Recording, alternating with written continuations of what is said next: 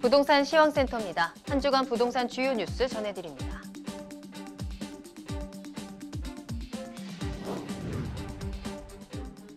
지난주 NH농협은행의 신규 주택담보대출 중단 사태 이후 금융당국은 확산 가능성을 일축했지만 타 은행에서도 잇따라 한도 소진 조짐이 나타나고 있습니다.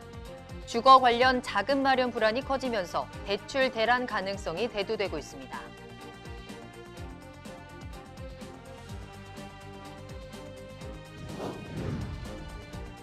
서울 지역 아파트 시장에서 거래 절벽이 심화하고 있음에도 매매 가격 지수는 역대 최대 수치를 기록하고 있습니다.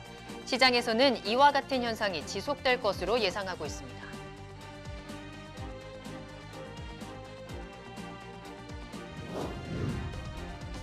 올해 상반기 전국에서 거래된 아파트의 90% 이상이 전용 면적 85제곱미터 이하의 중소형 아파트인 것으로 나타났습니다. 이 같은 결과는 1, 2인 가구의 비중 증가 영향이 큰 것으로 나타났습니다.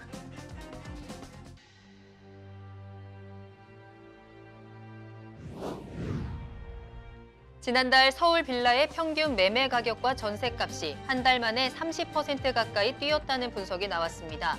권역별로는 강북 도심권의 상승세가 가장 높았고 경기도와 지방의 가격도 동반 상승했습니다.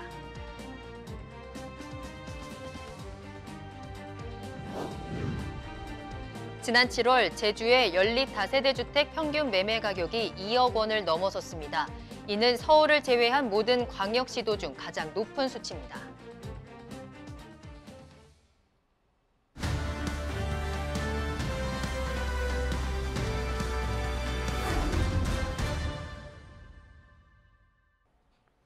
부동산 주요 뉴스입니다. 첫 번째 소식입니다.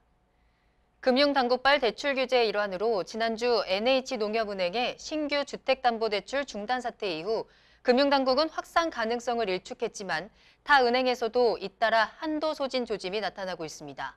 주거 관련 자금 마련 불안이 커지면서 선제적 가수요까지 커진다면 대출 대란이 나타날 가능성도 배제할 수 없어 보이는데요. 자세한 내용을 김흥렬 기자가 취재했습니다. 정부가 가계부채 관리에 나서면서 부동산 시장에 적잖은 영향이 미칠 전망입니다. 금융당국은 시중은행을 상대로 가계부채 관리에 나서라며 압박하는 상황입니다. 농협은행이 신규 부동산 담보대출을 11월 말까지 전면 중단한 것도 이 같은 이유 때문으로 풀이됩니다. 다른 시중은행들도 대출을 중단하거나 축소할 가능성이 있습니다. 부동산 매매 수요자 입장에서는 자금을 동원할 수 있는 선택지가 줄어드는 것입니다.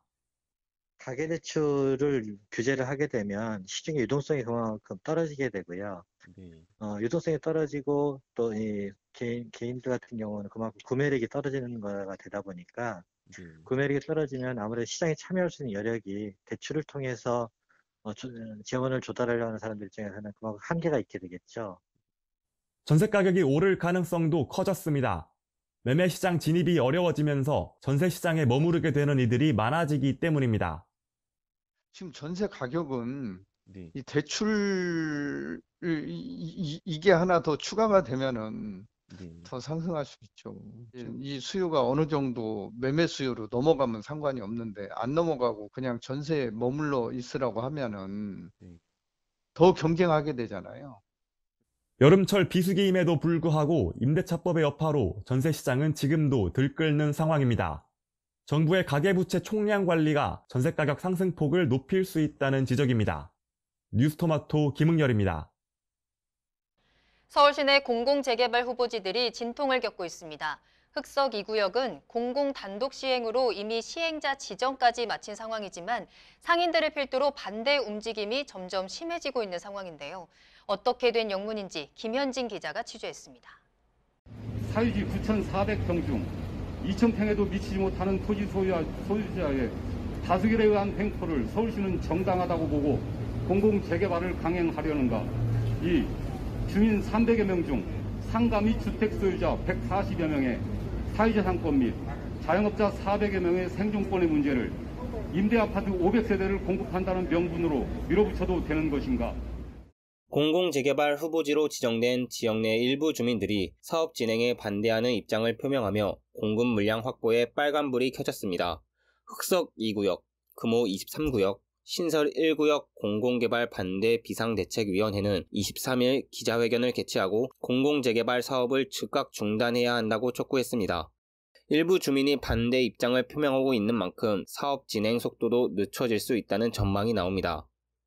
흑석이 같은 경우에는 법적 요건을 통과했지만 그게 이제 반대가 심하면 아무래도 공공 쪽에서는 좀 부담이 있을 수는 있겠죠? SH공사는 설명회, 토론회 등을 개최하며 사업이 원만히 진행할 수 있도록 조율한다는 입장입니다. 최근에도 공공개발 반대 비상대책위원회에 참여를 희망하는 지역이 늘어나는 만큼 향후 공급 물량에도 차질이 생길 수 있을 것으로 보입니다. 뉴스토마토 김현진입니다. 지난 7월 제주의 연립 다세대 주택 평균 매매 가격은 2억 66만 8천 원을 기록했습니다. 이는 서울을 제외한 모든 광역시도 중 가장 높은 수치인데 특히 집값 상승 여력이 높은 경기 지역보다 높게 나타났습니다.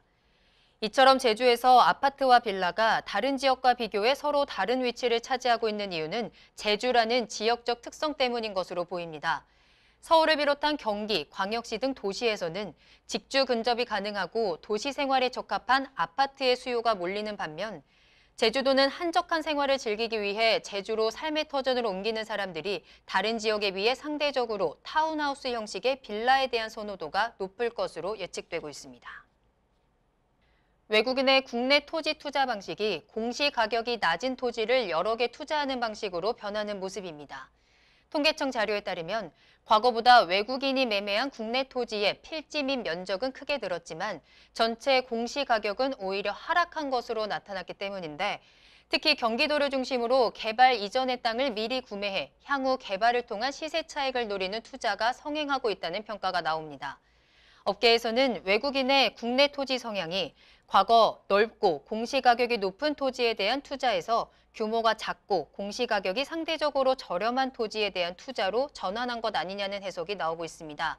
특히 취득 용도를 살펴보면 아파트 등과 함께 용지에 대한 토지 구매가 크게 늘면서 향후 개발에 대한 기대감이 높아지면 개발 전 토지를 구매하는 분위기가 형성된 것으로 보입니다. 지금까지 한 주간 부동산 주요 뉴스였습니다.